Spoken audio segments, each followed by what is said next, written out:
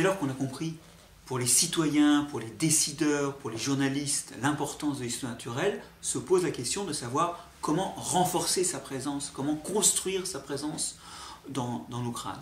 Alors, d'abord, il y a bien sûr un renforcement en soi. C'est lui donner plus de temps en enseignement et simplement même au primaire, premier bain de nos enfants, une présence.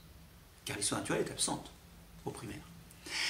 Donc, il y a le problème quantitatif de l'horaire, mais c'est pas tout. Ça ne résoudra pas la question s'il n'y a pas une résonance. Ce que j'appelle la résonance, c'est l'interdisciplinarité. C'est l'idée que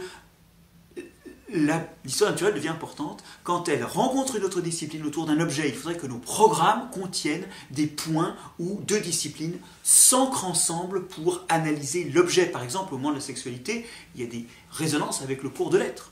Au moment de la compétition, en écologie, il y a des liens avec les sciences économiques et sociales. C'est évident.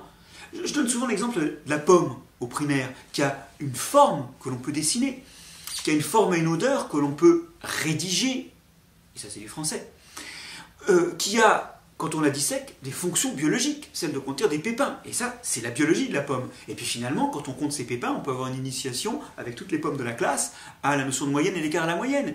Et la somme de tout ça, c'est la pomme, alors que chacun de ces actes n'est pas la pomme.